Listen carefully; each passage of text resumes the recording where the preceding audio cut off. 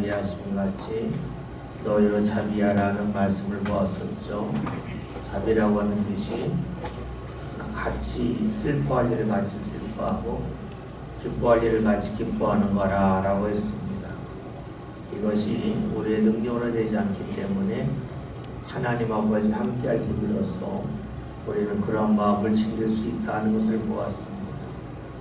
오늘 새벽 기도 시간에 말씀대로 한다면 우리가 주님과 관계가 익숙해질 때 비로소 나도 모르게 자연스럽게 주의 마음이 나온다고 볼 수가 있겠죠.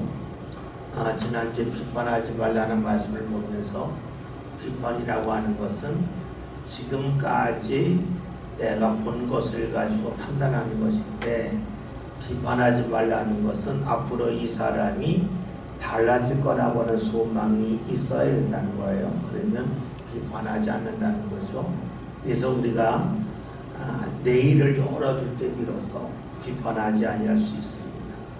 정죄도 마찬가지. 오늘 끝이다면 딱 한 칼에 끝내버릴 텐데 앞으로 변해낼 미래를 바라보면 비판하지 아니할 수 있고 정죄하지 아니할 수 있다는 말씀 지난주에 보았습니다. 오늘 말씀 38절에 주라 그리하면 너에게 줄 것이니, 이 주라고 한다고 하는 것은 우리 사람들이 주라는 것이고, 그리하면 너에게 줄 것이야, 즉 하나님이 주신다는 말씀입니다. 우리가 말씀을 보면서 이런 질문을 할 수가 있습니다. 내가 줄 것이 부족한데 어떻게 남을 줄 수 있습니까? 있어야 주지 아니합니까? 라는 질문을 하게 됩니다. 우리가 그런 말을 할 때에는 무언가 있다고 할 때에 그 있다고 하는 것을 눈에 보이는 물질에 우리가 한정 지을 때입니다. 사람은 의외로 내가 가지고 있는 것을 모를 때가 상당히 많이 있습니다. 내가 물질이 부족하고 건강이 부족하다 할지라도 나에게 경험이 있고 또 나에게 많은 사람을 대했던 수많은 일들이 있습니다. 그리고 내가 누군가를 이해할 수 있는 힘도 있습니다. 우리는 자꾸만 눈에 보이는 것이 있냐 없냐 여기에 매달릴 때가 많이 있습니다. 생각해 봅시다. 물질이라고 하는 것은 상황과 자리에 따라서 있을 수도 있고 없을 수도 있습니다. 경제가 어려워지면 물질이 부족하죠. 없을 수 있습니다. 때로는 내가 돈은 많이 있는데 내가 지갑을 안 가져올 때도 있고 내 신용카를 안 갖고 올 때도 있어요. 다시 말하면 돈이 많이 있다 할지라도 그 돈은 항상 내 삶 가운데 늘 있는 게 아니에요. 상황에 따라서 내가 어느 자리에 있냐에 따라서 돈이 있을 수도 있고 없을 수도 있습니다. 그런데 내 안에 쌓여있는 게 있잖아요. 내가 누군가를 이해하고 누군가를 사랑하고 누군가를 아끼는 그 마음은 상황과 자리를 뛰어넘습니다. 여러분, 그러기에 우리에게 필요한 것이 무엇이겠습니까? 상대를 내가 이해하려고 하는 마음을 지니는 것이 필요합니다. 그 마음이 있으면 내가 줄 것이 많이 있습니다. 여러분, 그렇죠? 우리가 누군가를 대할 때에 마음에 드는 사람도 있고 마음에 안 드는 사람도 있습니다. 그런데 처음에 마음에 들지 않지만 계속해서 있다 보면 어느 순간부터 그 사람에게서 좋은 것이 보이고 아름다운 것이 보일 수도 있습니다. 지금은 뭐 그러하지 않지만 한 20년 전, 25년 전만 해도 우리나라 남자 배우들 얼굴이 다 잘생겼습니다. 악당으로 나온 사람도 잘생겼어요. 그리고 완전히 깬 사람이 있어요. 유승범 씨라고 하는 배우예요. 맨 처음에 유승범 씨가 드라마에 나와서 사람들을 뜹니다. 저 진짜 깡패 데리고 왔다고. 어떻게 저렇게 생겼냐고. 그 유승범 씨가만 나온다부터는 탤런트들의 얼굴에 대해서는 더 이상 논의할 필요가 없게 되었다는 거죠. 너무 험악하게 생겼고 이상하게 생겼다는 거예요. 저는 맨 처음에 유승범 씨 보고 어떻게 저런 사람이 비유를 할까 하는 마음이 들 정도였어요. 근데 놀라운 것은요, 유승범 씨가 자주 나왔잖아요. 드라마나 영화에. 보고 또 보고 또 보다 보았더니 그 얼굴이 익숙해지고요, 어느 순간에는 매력적으로 보이더라고요. 여러분 안 그런지 모르겠는데 처음에는 정말로 이상한 배우였는데 자꾸 보다 봤더니 익숙해지고 또 괜찮게 보이고 매력적인 게 보였다는 거예요. 제가 왜 이런 말씀을 드리냐면 배우를 말하기 위함이 아니에요. 사람의 마음을 보는 것도 그러다는 거예요. 얼굴 볼 때에 낯설고 어떻게 저럴 수가 있나, 어떻게 저런 배우할 수 있나 하지만 자꾸 보다 보면 거기서 멋지게 보인단 말이에요. 사람도 마찬가지죠. 내가 처음에 대화할 때 뭐 저런 사람이구나 그럴 수가 있는데 자꾸 마주하고 또 마주하다 보면 내가 보지 못했던 그 사람의 아름다움을 볼 수도 있습니다. 그런데 여러분, 이것은 사람을 대할 때만이 아니라 내가 그 사람을 놓고 하나님 앞에 기도할 때도 그래요. 기도할 때 하나님, 저한테 왜 이런 사람 만나게 주셨어요? 왜 이런 일 만나게 주셨어요? 하면서 원망하고 불평할 수도 있어요. 그런데 우리가 기도하다 보면 어떤 일이 마음 드냐면 마음에 들지 않고, 그리고 나와 지금 거리를 두고 싶었던 사람에게서 나도 모르게 좀 아쉬운 마음이 떠나가게 되고 그의 좋은 것도 보게 돼요. 그뿐만이 아니죠. 내가 경험하는 일들 중에서 내가 정말로 이 일을 하는 왜 경험케 하십니까? 하는 그런 일이 있는데 기도하는 가운데 어떤 마음이냐, 그 일 때문에 내 생각도 바뀌고 내 마음도 바뀌고 내가 이 일이 아니었으면 어찌 내가 변할 수 있을까 하는 그런 자리에 이를 수도 있습니다. 무엇을 말합니까? 우리가 자꾸만 주다 보면, 나누다 보면 내 자신이 달라진다고 하는 것을 알 수 있습니다. 우리가 무언가 준다고 할 때에 꼭 기억해야 될 것이 있습니다. 그것은 무엇이냐면 이 세상에 내 것은 없다는 겁니다. 다 하나님의 것이고 하나님이 내게 주셨다 하는 겁니다. 물질도 하나님이 내게 주신 거예요. 그런데 참 놀랍게도 우리가 물으면 하나님이 주셨다고 고백을 하지만 내 손에 있으면 된 것 같아요. 그래서 입으로는 하나님이 다 주셨다고 하지만 하나님이 주셨다고 하는 생각을 지니기가 쉽지가 않습니다. 그런데 하나님이 주신 마음은 하나님이 주셨다고 인정하기가 쉽습니다. 참 묘하죠? 물질은 하나님이 주셨다고 고백하기 어려운데 마음은 하나님이 주셨다고 고백하기가 쉬워요. 아마 이런 이유 때문일 거예요. 물질은 나눠주면 줄어드는 게 보이는데 마음은 나눠줘도 줄어드는 것이 안 보이기 때문에 그럴 수도 있습니다. 봅시다. 오늘 우리 시대에 레저 산업, 여행 산업이 크게 발달했습니다. 왜 그럴까요? 사람들이 뭐 재미가 있어서 그럴 수 있지만 또 다른 편으로 보면 우리 시대가 너무나 치열한 경쟁 사회이기 때문에 받는 스트레스가 워낙 많아서 그것을 풀고 싶어서 더 많이 밖으로 나간다고 볼 수 있습니다. 달리 말하면 물질은 풍요로워졌는데 우리의 마음과 영혼은 반대로 시들었다는 겁니다. 여러분, 그것을 오늘 우리가 읽은 말씀으로 보면 어떻게 되겠습니까? 내가 물질이 없다 할지라도, 내가 남에게 보여줄 수 있는 무언가를 줄 수 없다 할지라도 우리 삶 가운데 하나님이 내게 허락하시는 마음과 사랑을 나눌 수 있다는 겁니다.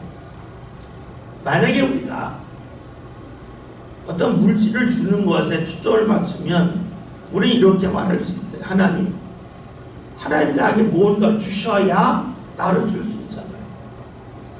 그러니까 우리가 주는 것을 물질에 초점을 맞추면 하나님 말씀대로 주라며요. 그런데 나한테 주신 게 있어야 주죠 하면서 하나님을 원망하게 됩니다.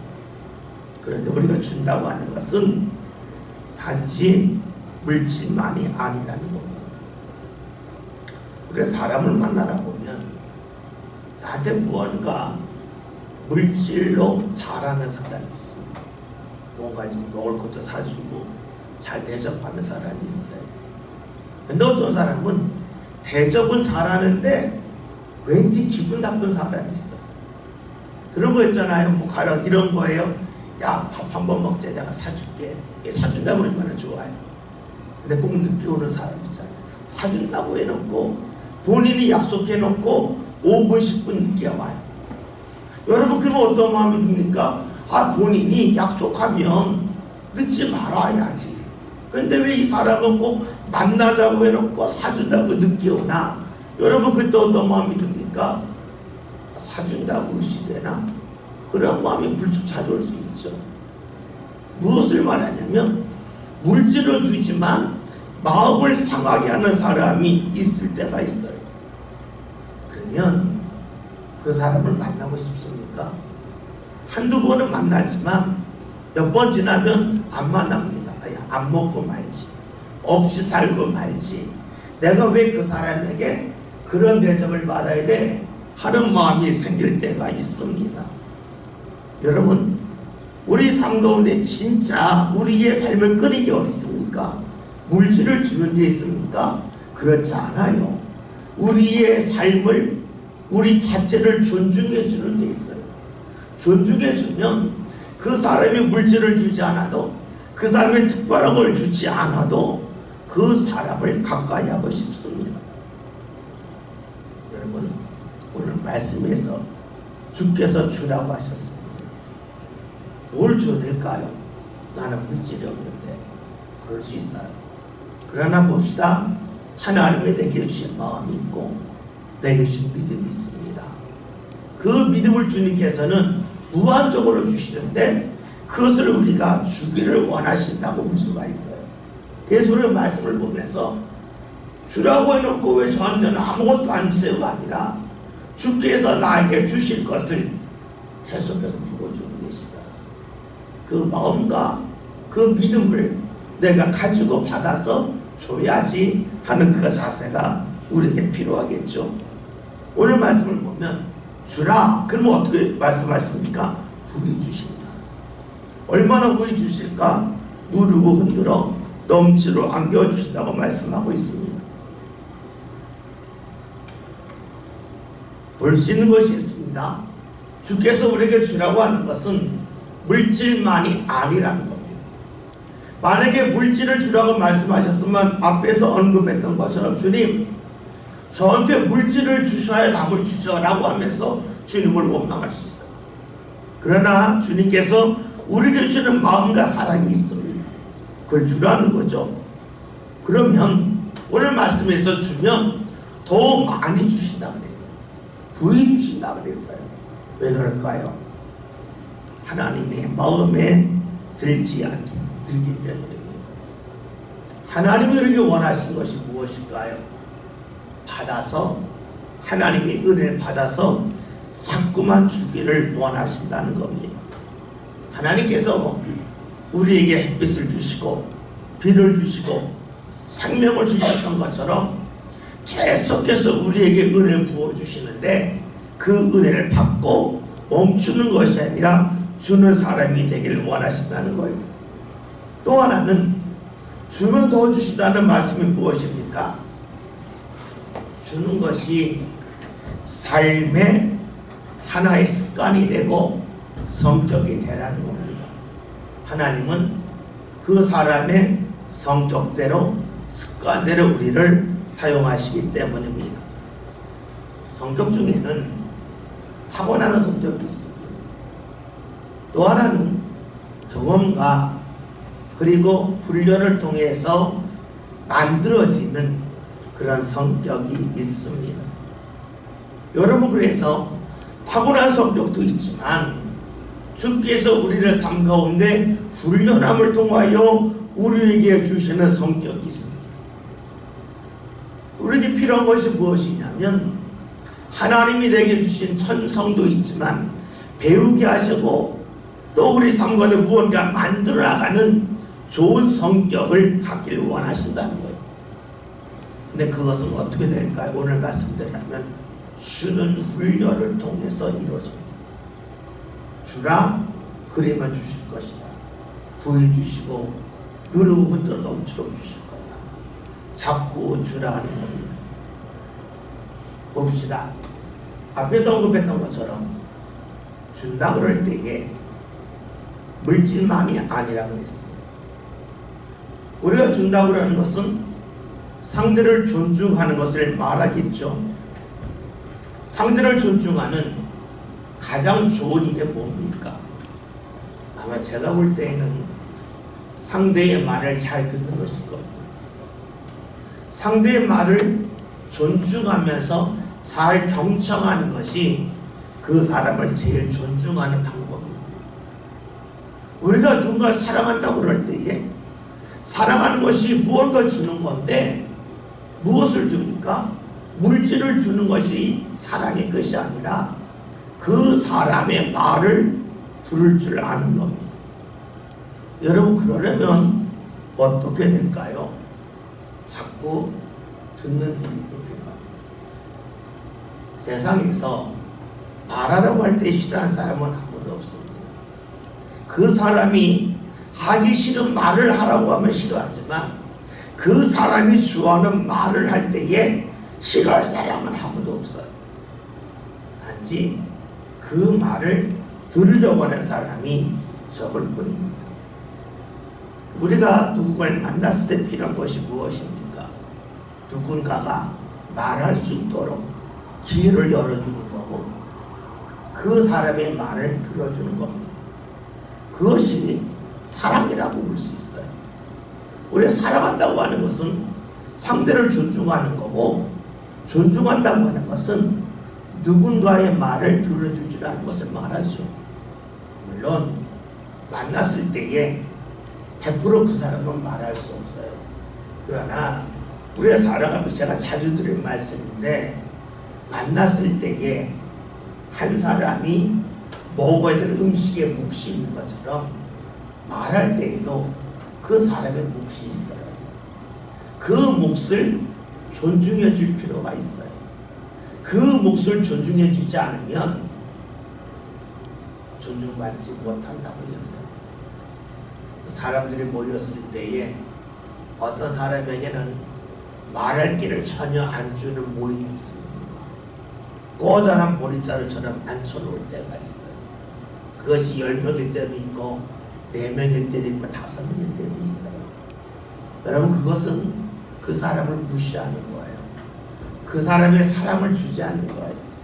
사랑을 준다고 하는 것은 그 사람의 몫을 인정하고 그 사람을 존중해주고 그 사람이 말할 수 있도록 길을 열어주는 것을 말합니다. 저 필립의 성도들이 그런 일을 잘했으면 좋겠습니다. 성도들이 모였을 때도 그렇고 또 친구들이 모였을 때도 그렇고 가족들이 모였을 때에도 그것이 필요합니다. 여러분, 어렸을 때에는 자녀들이 뭐 다 부모랑 사니까 다 비슷비슷해요. 이게 나이가 들고 나면 다 달라지죠. 입맛도 달라지고 산업 환경도 달라지고 또 만나는 대상도 달라져요. 그러다 보면 형제들 사이에서 자연스럽게 지금 차이가 지기 시작을 합니다. 참 어려워요. 그런데 이 차이가 졌을 때에 형제가 형제다울 수 있는 가장 좋은 방법은 말할 때 몫을 주는 거예요. 말할 때 몫을 주지 않고 가만히 있는 사람이 생기기 시작하면 형제 사이에는 파열음이 생기기 시작해요. 갈라지기 시작해요. 그래서 형제도 그렇고 교회에서도 그렇고 상대가 말할 수 있는 기회, 그리고 말할 때에 딴척하지 않고 들어주는 게 굉장히 완전히 주님. 저는 이것이 주님이 원하시는 주는 거라고 봐요. 누가 이야기할 때 핸드폰 보고 딴 데 보고 그러면 말한 사람이 어떤 마음 듭니까? 무시받는다고 생각하죠. 우리가 사랑한다고 하는 것이 거창한 데 있는 것 같지가 않아요. 늘 만남 속에서 상대를 존중해 줄 줄 알고 상대의 몫을 인정해 줄 줄 알고 여러분 그것이 그에게 사랑을 주는 거라고 볼 수가 있겠죠. 오늘 말씀대로 보면 30번째 주라는 말씀이 있고 맨 마지막에는 헤아리는 대로 헤아림을 받는다라고 말씀하고 있습니다. 다시 말하면 우리가 사람을 대하는 모습을 통해서 하나님이 우리에게 베푸시는 은혜가 달라진다는 거예요. 왜 그럴까요? 이유는 간단해요. 사람을 대하는 그 모습이 하나님에게 이어지기 때문에 그래요. 예전에 뭐 속담 중에 이런 속담이 있었잖아요. 안에서 새는 바가지 바깥에서도 샌다는 말이 있어요.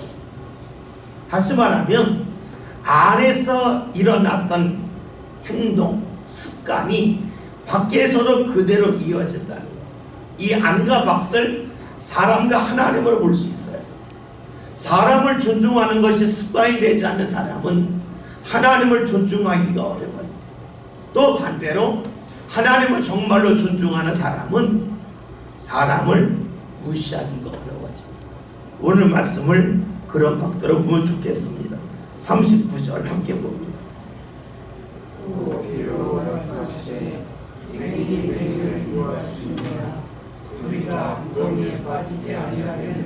아멘. 지금 말씀을 예수님이 제자들이 하고 계신 거예요.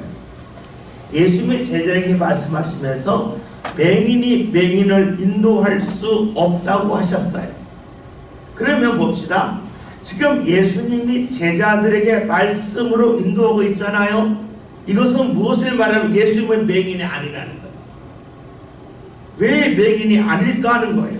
여러분 맹인의 특징이 뭡니까? 앞을 보지 못한다는 거죠. 그러면 예수님이 맹인이 맹인을 인도하면 안 된다고 말씀하신 것은 예수님이 맹인이 아니라는 거예요. 예수님이 맹인이 아니라고 하는 것은 육체적인 맹인이 아니라는 말을 넘어서서 예수님은 하나님의 말씀을 전하시면서 하나님을 보고 말씀을 전하신다는 거고 하나님의 마음을 알고 말씀을 전하신다는 거예요. 그러면 왜 이런 말씀을 하셨을까요? 당시에 하나님을 만나지 못하고 하나님의 말씀을 전하는 이가 있었다는 거예요. 하나님의 뜻을 보지 못하고 하나님의 뜻이라고 전하는 사람이 있었다는 거예요. 그들이 맹인이라는 거예요.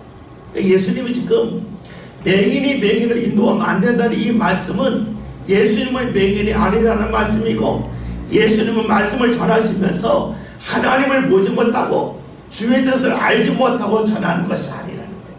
반대로 다른 사람들 바리새인이나 서기관들은 하나님의 말씀을 전한다고 하지만 하나님을 알지도 못하고 하나님을 경험하지 못하고 말씀을 전했다는 것이래요.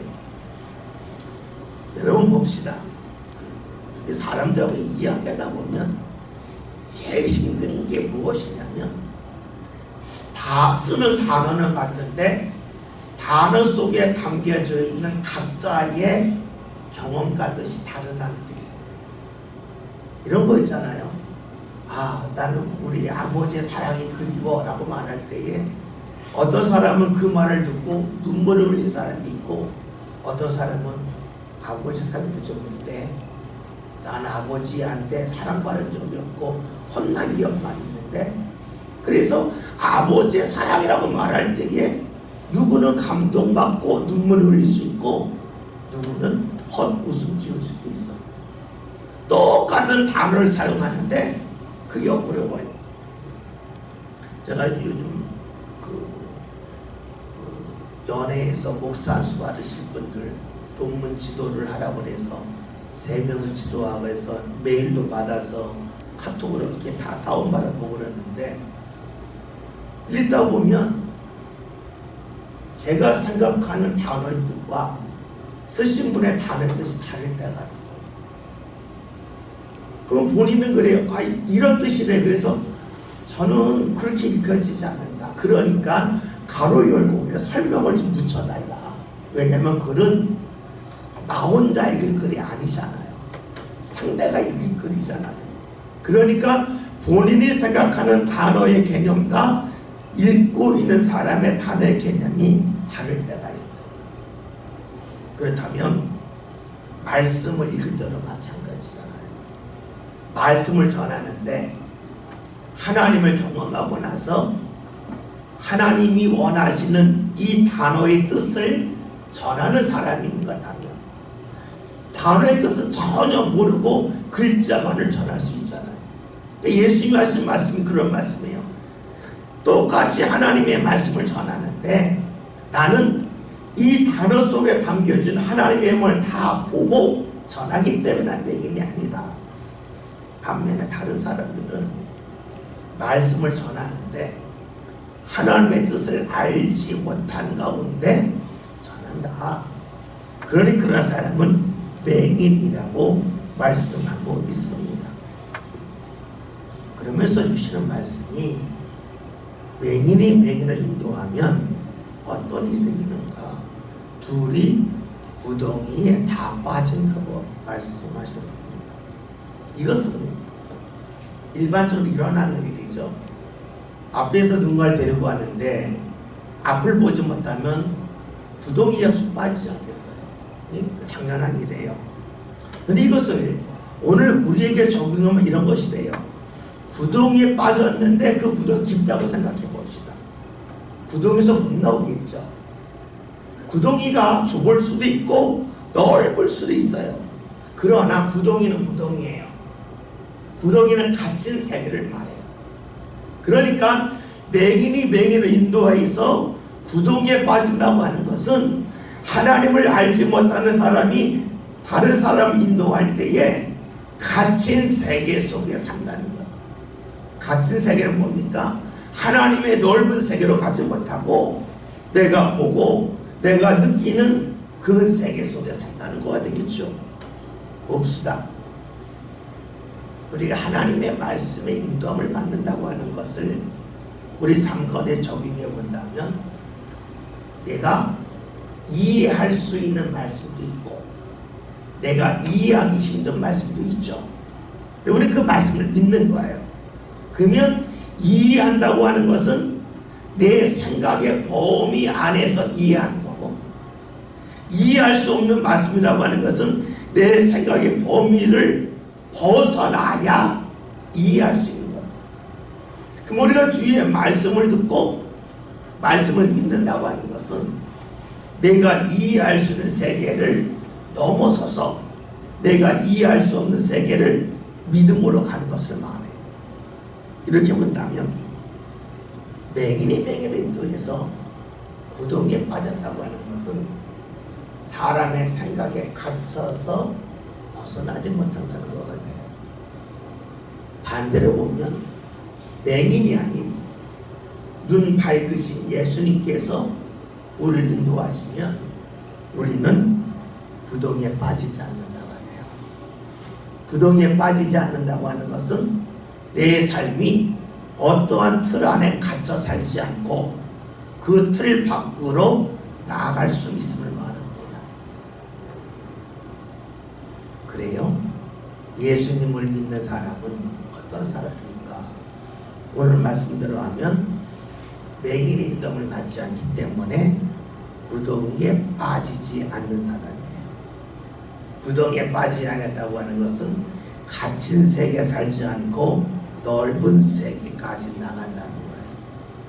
하나님의 인도하심 가운데 내 생각을 벗어나는 곳까지 간다는 거예요. 내 경험을 벗어나는 곳까지 간다는 것이 바로 예수님의 말씀에 인도함을 받는 거라고 볼 수 있습니다. 만약에 우리가 주의 말씀을 듣고 나서 내 생각 바뀐대요.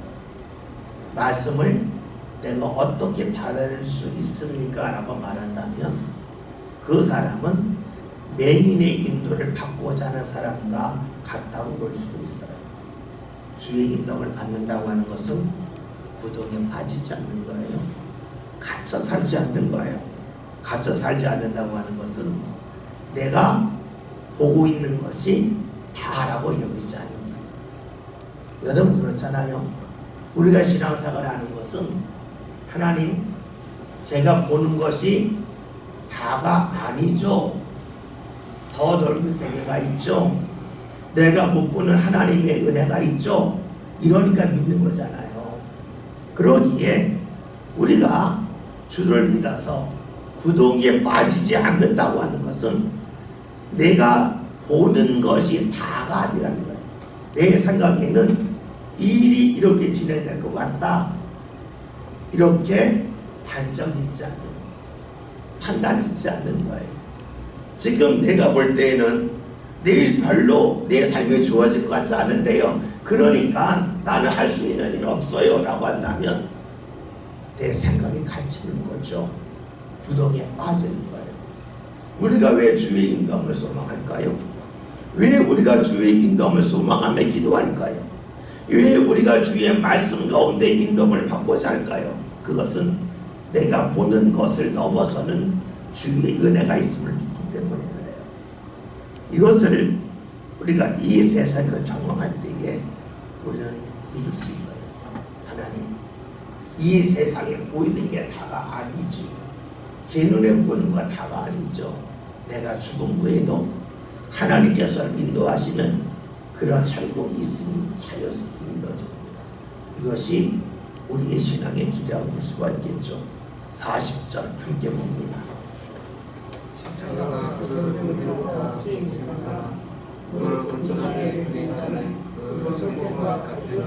아멘. 먼저 보아야 될 것은 제자에게 왜 선생이 필요할까요? 내가 다 알면 선생이 필요하지 않아요. 내가 모르기 때문에 선생이 필요하고 내가 모르기 때문에 배울 것이 있어요. 그런데 여기서 우리가 지금 누가복음 6장을 보고 있잖아요. 누가복음 6장은 아직까지 제자들이 예수님을 그리스도라고 고백하기 전이에요. 예수님을 선생이라고 여겼을 때예요. 랍비라고 여겼을 때예요. 그러니까 이 때에 주님이 하신 말씀은 너희가 나를 따르는데 너희가 나보다 높지 않다는 거예요. 그러면서 주시는 말씀이 무릇 온전하게 된 자는 그 선생과 같아진다. 주께서 제자들을 가르치시면서 원하신 것이 무엇이냐면 너희가 나 같았으면 좋겠다. 오늘 표현은 그거예요. 너희가 나와 함께 하는데 언젠가는 너희가 나와 같으면 좋겠다는 주의 마음이 담겨져 있습니다. 제자들이 온전하신 선생, 즉 예수님과 같아지기를 원하신 거예요. 그래서 우리가 성경에 있는 말씀을 보면 예수님과 같아지는 것에 관한 말씀이 많이 나와 있어요. 그러면 예수님과 같아진다고 하는 것은 무엇일까요? 예수님과 같아진다. 그것은 하나님으로 내 삶을 채운다는 것을 말해요. 하나님으로 내 삶을 채우면 어떤 어려움도 없을까요? 그러하지 않다는 거예요. 말씀 볼게요. 히브리서 4장 14절부터 16절. 신약성경 357면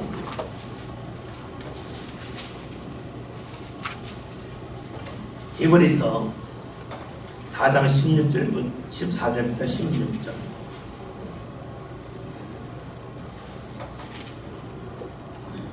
예, 말씀 한 절씩 들어가면 제가 14절 봅니다. 그러므로 우리에게 큰 대제사장이 계시니 승천하시니 곧 하나님의 아들 예수시라. 우리가 믿는 도리를 굳게 잡을지어다. 우리에게 있는 대제사장은 우리의 연약함을 동정하게 하실 이가 아니요 모든 일에 우리와 똑같이 시험을 받으시기 때문에 죄는 없으시라. 다 같이. 그러므로 우리는 긍휼하심을 받고 때를 따라 돕는 은혜를 얻기 위하여 은혜 보좌 앞에 담대히 나갈 것이니라. 아멘.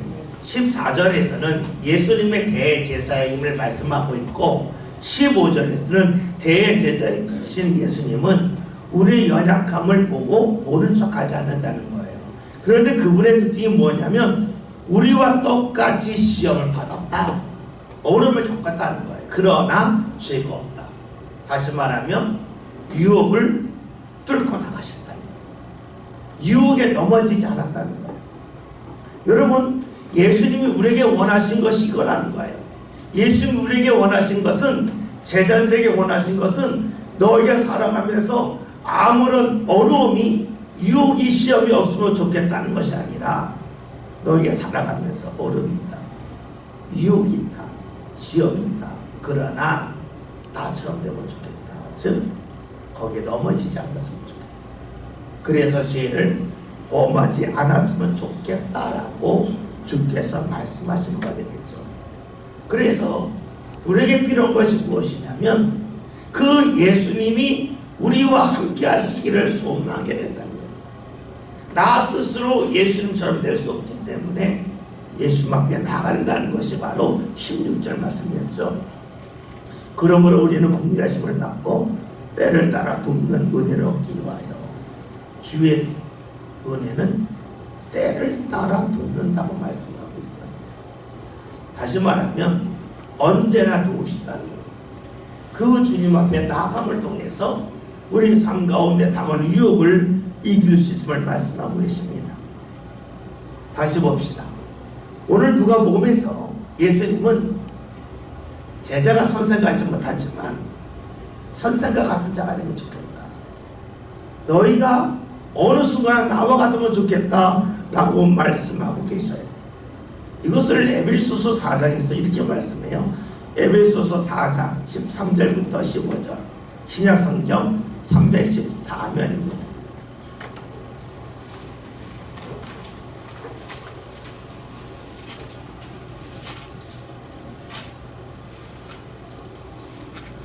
에베소서 4장 13절부터 15절 한 절씩 교독하시고 15절 함께 봅니다.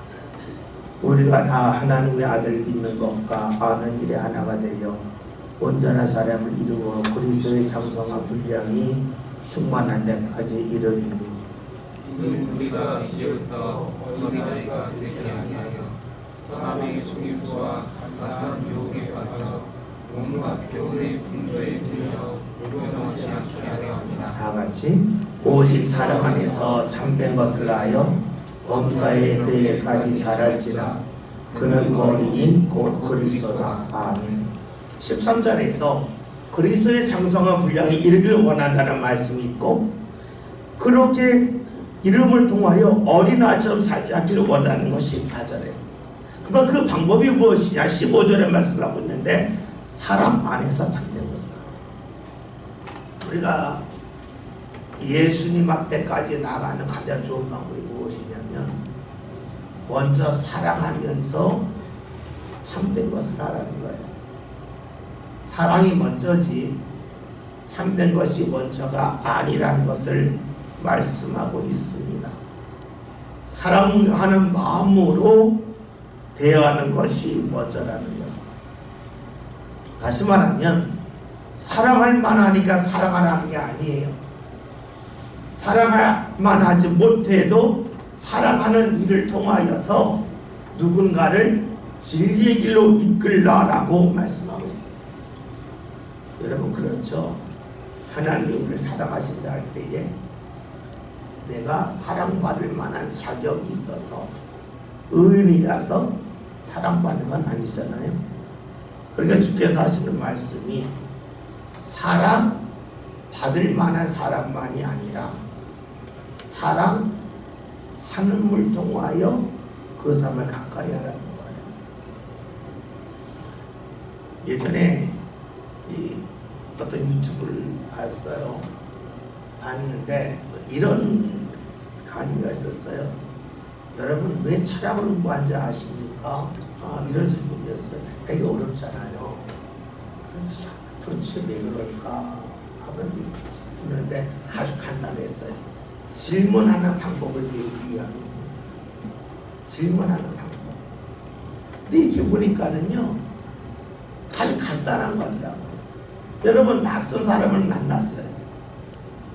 또 아니면 교우를 만났어요. 대화를 하고 무언가 물어봐야 되잖아요.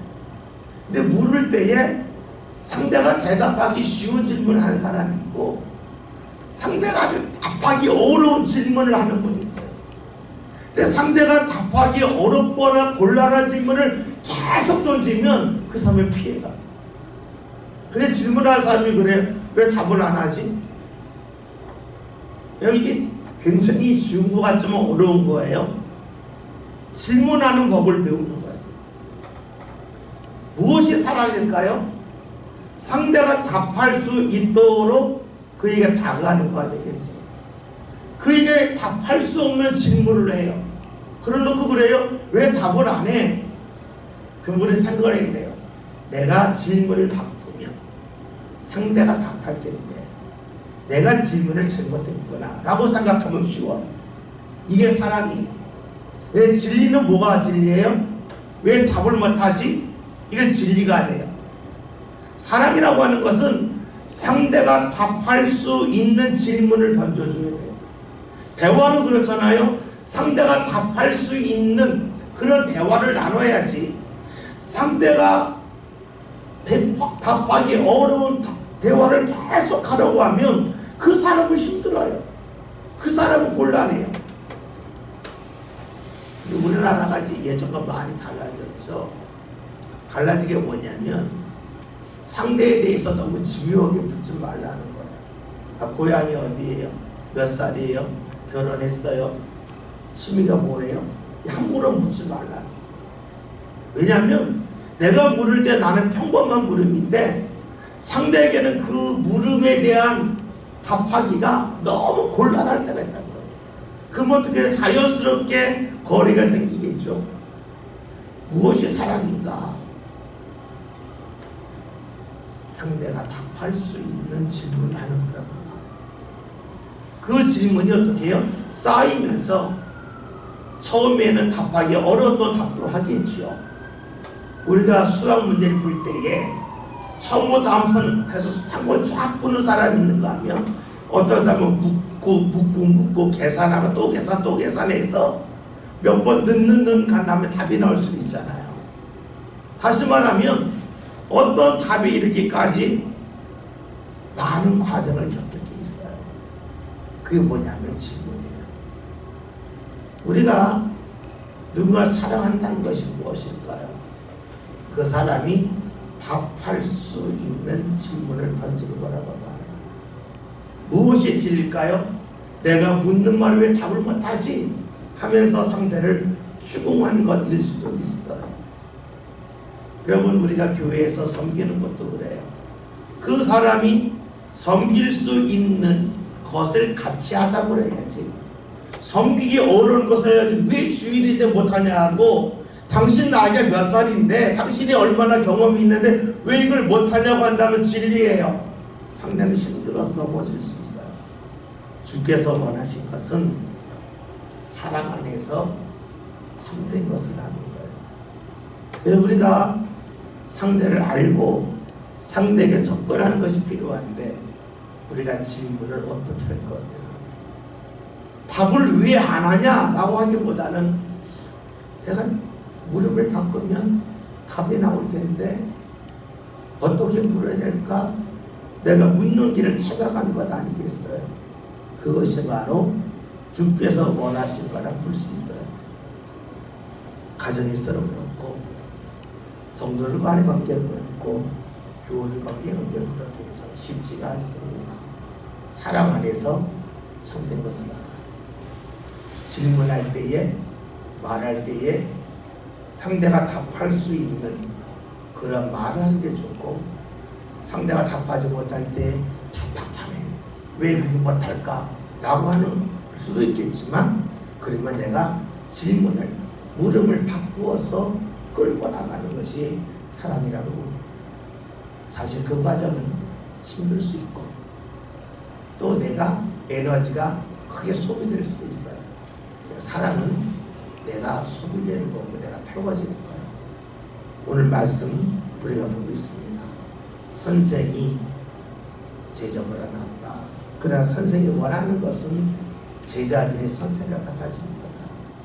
예수님이 제자에게 원하시는 것은 제자들이 예수님처럼 하나님으로 채워지는 거다.